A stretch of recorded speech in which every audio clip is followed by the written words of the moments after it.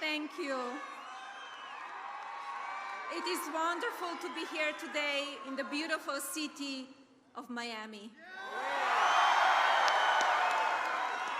The President and I are honored to stand with all of you as we together support the people, great people of Venezuela. I'm proud to be here with you in the United States of America as your First Lady. Many of you in the room know what it feels like to be blessed with freedom after living under the oppression of socialism and communism. In Venezuela, the people are on the brink of reclaiming their own liberty. Today, we must let the Venezuelan people hear us all with one united voice. There is hope, we are free, and we pray together loudly and proudly that soon the people of Venezuela will be free as well.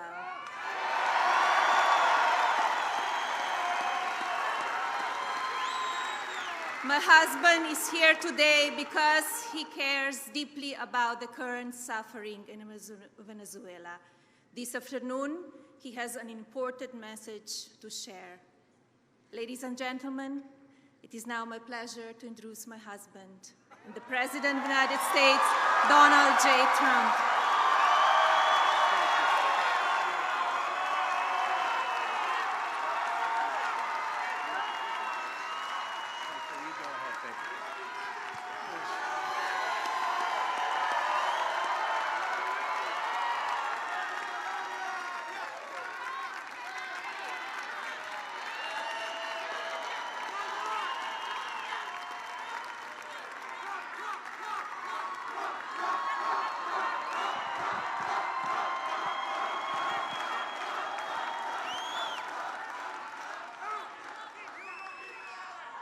Thank you very much, Melania. America is truly blessed to have such an extraordinary, right? Extraordinary First Lady. She's extraordinary, she really is. She cares about people.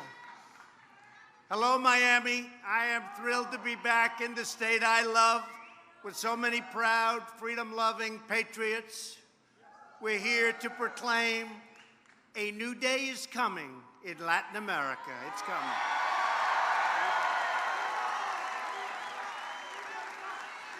In Venezuela and across the Western Hemisphere, socialism is dying, and liberty, prosperity, and democracy are being reborn. Today, our hearts are filled with hope because of the determination of millions of everyday Venezuelans, the patriotism of the Venezuelan National Assembly, and the incredible courage of interim President Juan Guaido. The people of Venezuela are standing for freedom and democracy, and the United States of America is standing right by their side.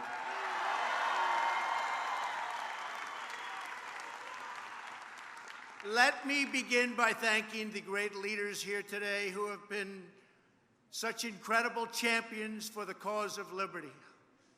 And these people love you, and they love Venezuela, and they love Cuba, and they love all of the places that we're fighting.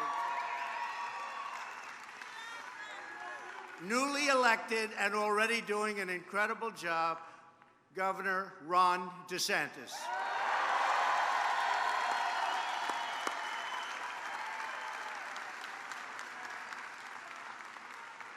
A man who I call, especially when we're talking about Cuba, Venezuela, Nicaragua, he knows a lot, and he's a friend of mine, Senator Marco Rubio.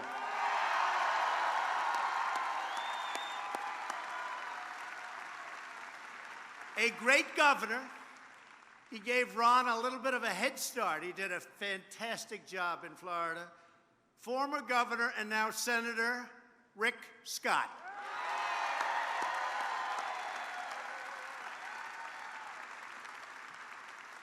Somebody that I've gotten to know very well, especially as to the fact that my heart is in Venezuela.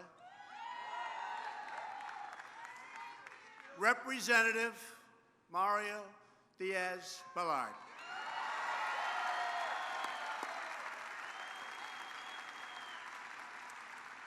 Ambassador Carlos Trujillo. Lieutenant Governor Jeanette Nunes. Your new and great Attorney General, Ashley Moody. And to so many other dedicated public officials that are in this room right now, we thank you very much for being with us. Thank you. Thank you also to Secretary of Commerce Wilbur Ross, who's with us, and Ambassador Lighthizer. Ambassador Lighthizer, I have to say, just got back from a place called China. And boy, oh boy, we're making a lot of progress. Nobody expected this was going to be happening. We're making a lot of progress. In the meantime, billions and billions of dollars are coming into our treasury. It's very simple. All works. That never happened before. We don't know the feeling in this country, but now we know the feeling. We also want to extend our deep appreciation to the president of Florida International University, Dr. Mark Rosenberg, for hosting this important event.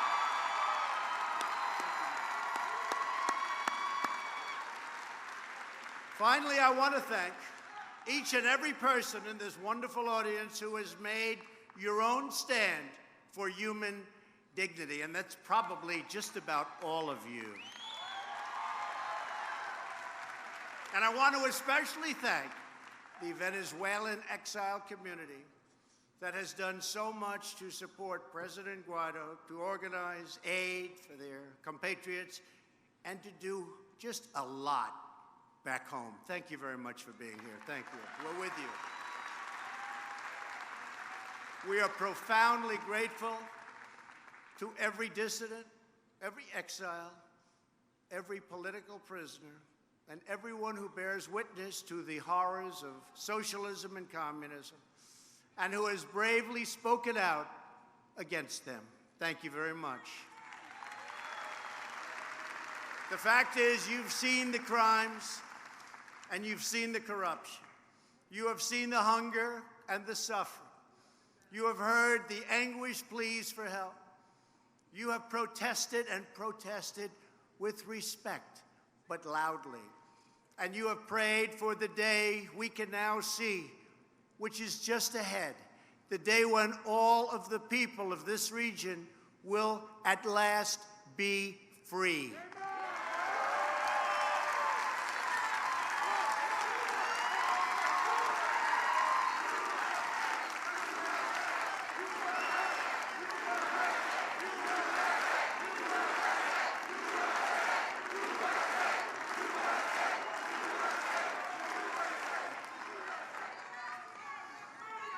As we meet today, the people of Venezuela stand at the threshold of history, ready to reclaim their country and to reclaim their future.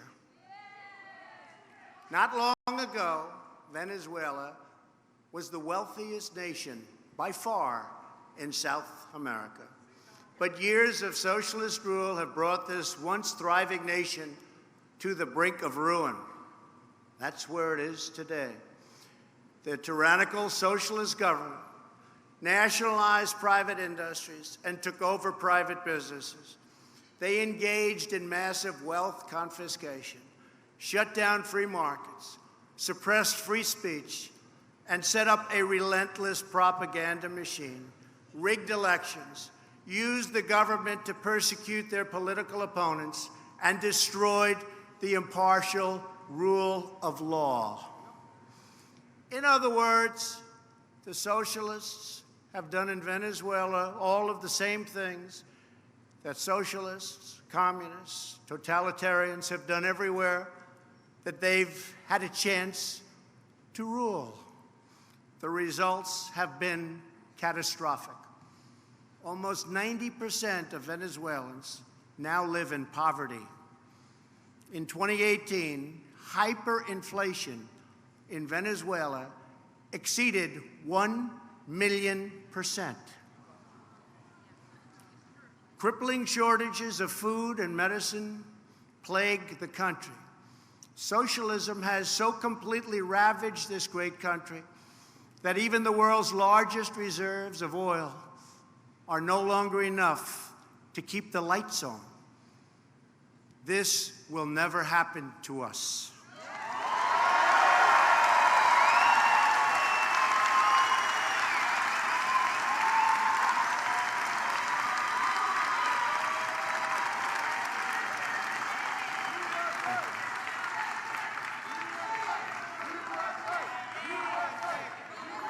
Thank you.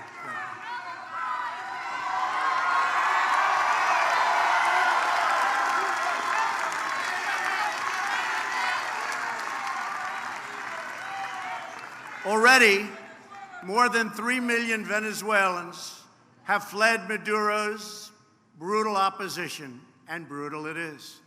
Today, we are honored to be joined by Amita Perez, the mother of Oscar Perez, a courageous Venezuelan police officer. You know the story.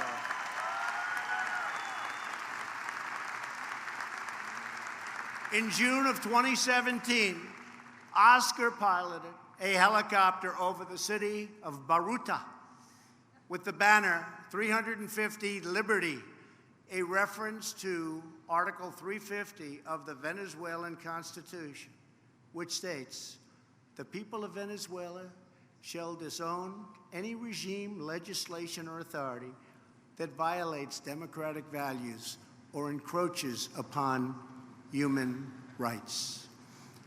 Oscar said he wanted to give the people hope. He loved the people. He fought for the people, and they loved Oscar. But Oscar was gunned down and killed by Venezuelans, so you know this very well. You all know the story. By the Venezuelan security forces, viciously. Amita, our hearts break for your loss. Oscar gave his life for the freedom of his people. We all have hope today because of great, great people and patriots like Oscar. Please,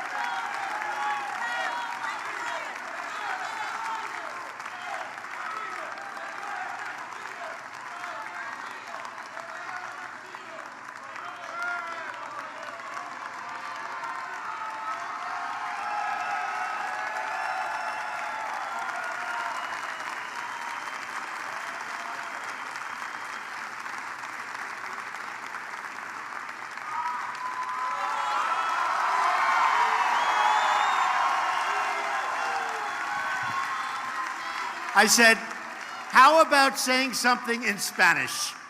She likes Spanish. She's a little bit better in Spanish. Please.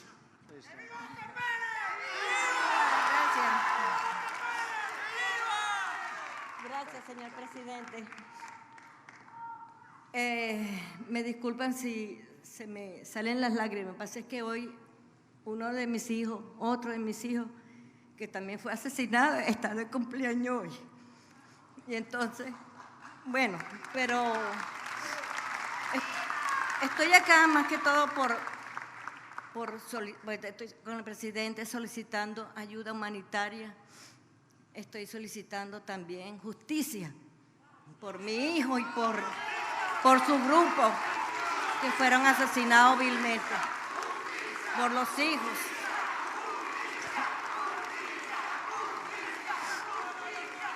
Y también para continuar con el legado de Oscar, que parte de eso somos todos nosotros. Y vamos a continuar con la lucha hasta ver nuestra Venezuela libre. y poder regresar a nuestra madre patria. Gracias.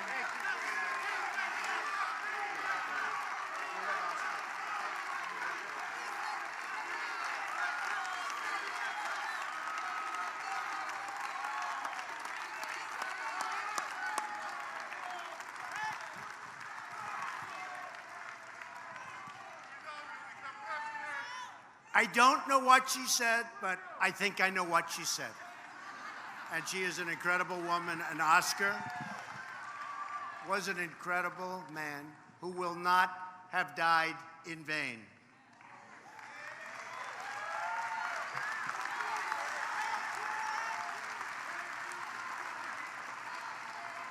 A few weeks ago, on January 23rd, Venezuela's National Assembly invoked the Venezuelan Constitution to declare the President of the National Assembly, Juan Guaido, as the country's legitimate leader.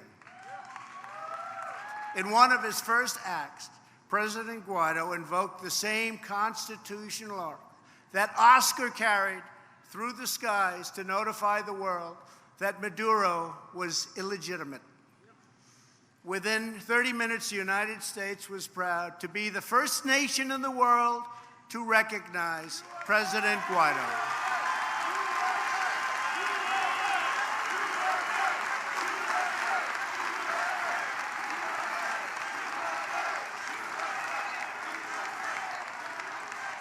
And by the way, John Bolton is here. Where is John? Working hard.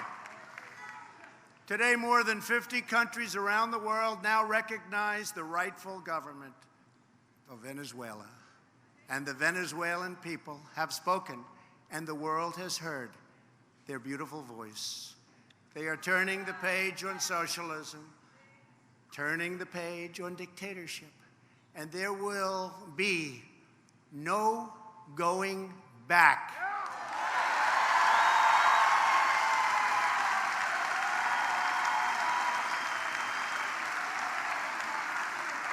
Peace-loving nations are ready to help Venezuela reclaim its democracy, its dignity, and its destiny. All the nations in our hemisphere have a shared interest in preventing the spread of socialist tyranny. Socialism, by its very nature, does not respect borders. It does not respect boundaries or the sovereign rights of its citizens or its neighbors. It's always seeking to expand, to encroach, and to subjugate others to its will. The twilight hour of socialism has arrived in our hemisphere, and frankly, in many, many places around the world. The days of socialism and communism are numbered not only in Venezuela, but in Nicaragua and in Cuba as well.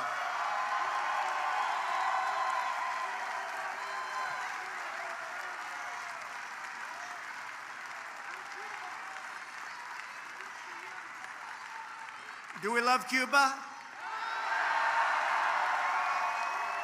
Do we love Nicaragua? Great countries. Such great potential. Remember that word, such unbelievable potential.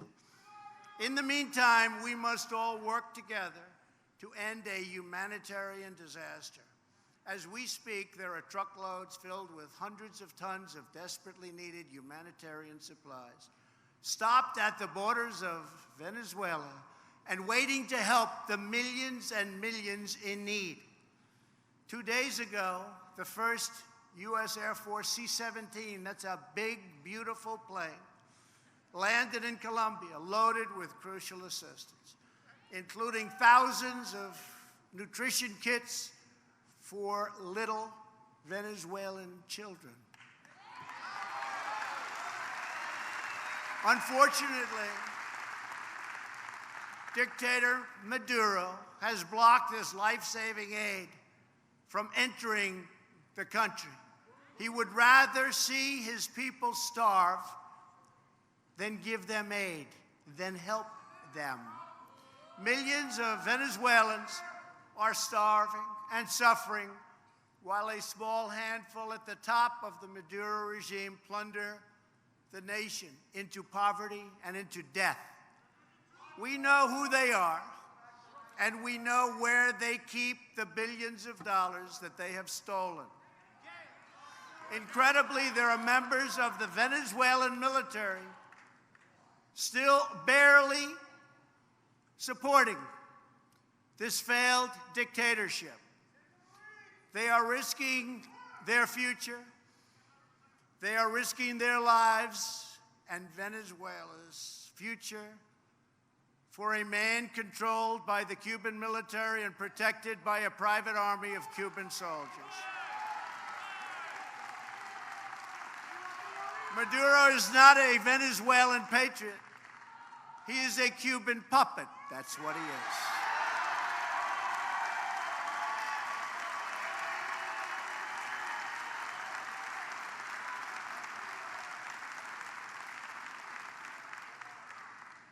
And remember that hundreds of millions of dollars used to be paid to Cuba, but no longer, because they no longer have that kind of wealth to be able to do it. So things are changing, and they're changing fast.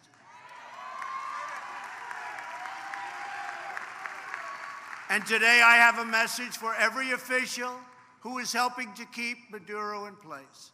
The eyes of the entire world are upon you today, every day, and every day in the future. You cannot hide from the choice that now confronts you.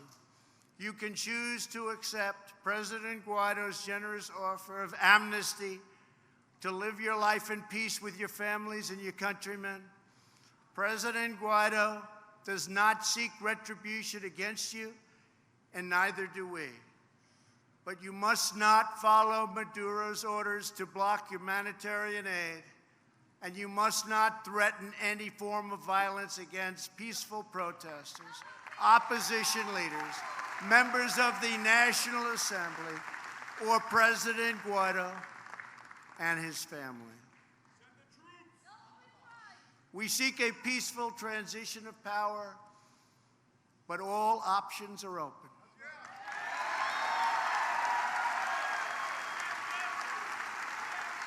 We want to restore Venezuelan democracy, and we believe that the Venezuelan military and its leadership have a vital role to play in this process. If you choose this path, you have the opportunity to help forge a safe and prosperous future for all of the people of Venezuela. Or you can choose the second path, continuing to support Maduro.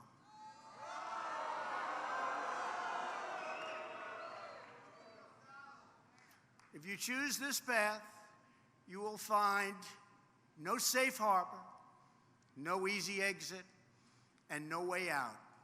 You will lose everything.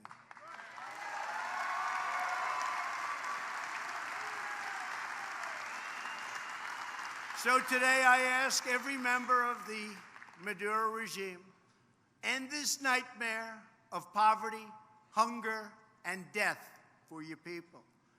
Let your people go. Set your country free. Now is the time for all Venezuelan patriots to act together as one united people.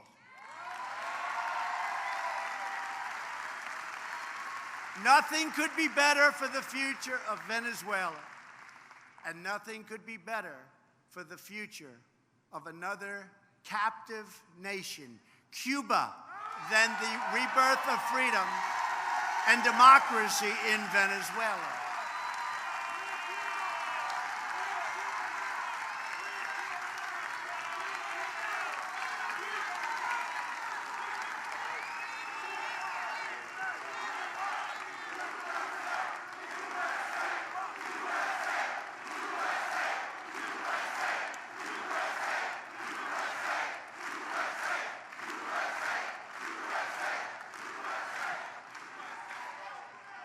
For decades, the socialist dictatorships of Cuba and Venezuela have propped each other up in a very corrupt bargain. Venezuela gave Cuba oil. In return, Cuba gave Venezuela a police state run directly from Havana.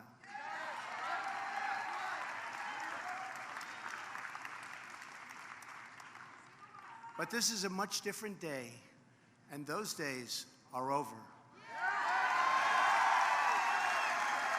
The ugly alliance between the two dictatorships is coming to a rapid end. A new future is beginning. All of us in this arena, and thousands and thousands and thousands of people outside, you have to see it, are united because we know the truth about socialism in Venezuela, in Cuba, in Nicaragua, and all around the world.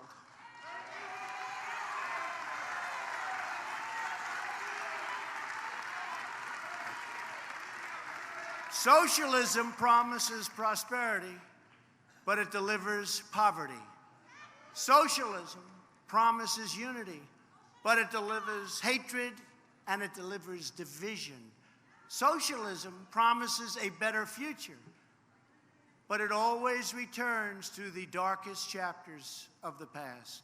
That never fails. It always happens. Socialism is a sad and discredited ideology rooted in the total ignorance of history and human nature, which is why socialism eventually must always give rise to tyranny, which it does.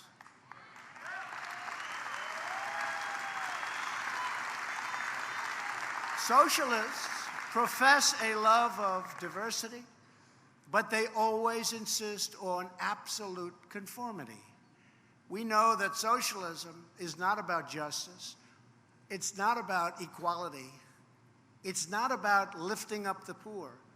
Socialism is about one thing only: power for the ruling class.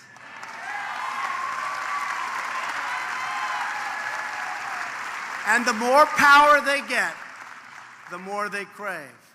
They want to run healthcare, run transportation and finance, run energy, education, run everything.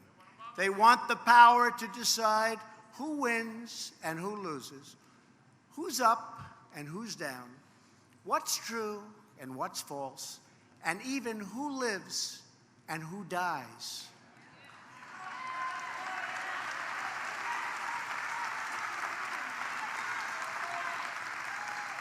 In short, all of us here today know that there is nothing less democratic than socialism.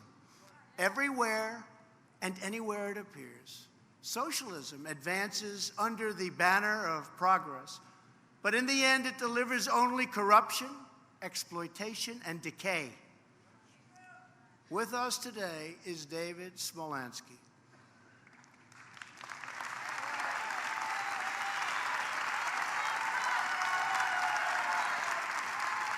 David was one of the youngest mayors in Venezuelan history when the Maduro regime removed him from office and issued a warrant for his arrest. David fled into Venezuela's treacherous southern jungle. Eventually, David reached Brazil, where he was welcomed with open arms. Today, David lives in exile in the United States, where he continues to speak up for the Venezuelan people. Sadly, David is the third generation of his family to flee the agony of socialism and communism. David's grandparents fled the Soviet Union in 1927, and his father fled communist Cuba in 1970. As David said, the difference I want to have for my father and my grandfather is to go back to my country. My grandparents never went back to Kiev. My father has not been back to Havana. I hope I can soon return to Venezuela. I think that will happen, David.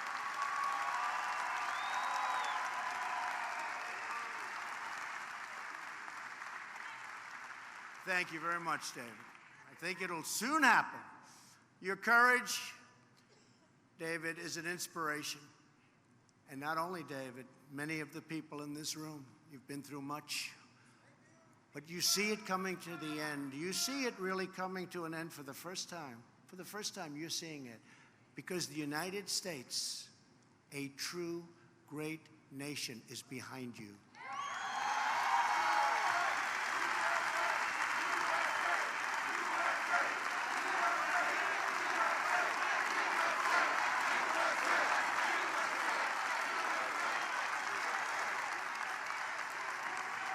And so as the United States stands up for democracy in Venezuela, we reaffirm the solidarity with the long-suffering people of Cuba and Nicaragua and people everywhere living under socialist and communist regimes. And to those who would try to impose socialism on the United States, we again deliver a very simple message. America will never be a socialist country.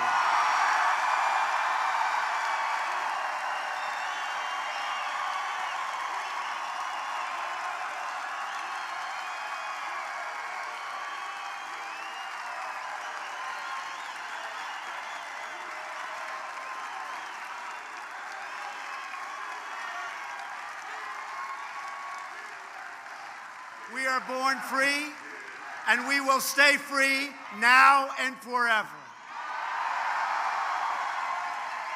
We know what freedom can do in Venezuela because we have seen that future right here in Doral. We know what freedom can do in Cuba because we have seen that future right here in Miami. We know what freedom can do in Nicaragua because we have seen that future in Sweetwater.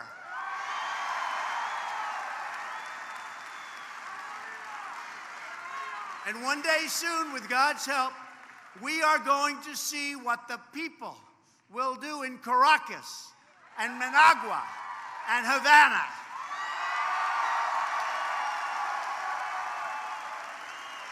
And when Venezuela is free, and Cuba is free, and Nicaragua is free, this will become the first free hemisphere in all of human history.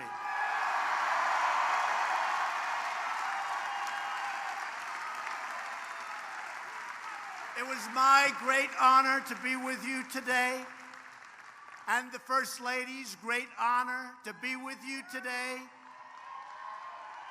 We are winning. We are winning on every front. Thank you.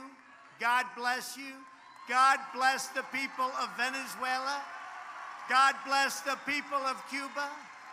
God bless the people of Nicaragua. And God bless the United States of America. Thank you very much. My soul.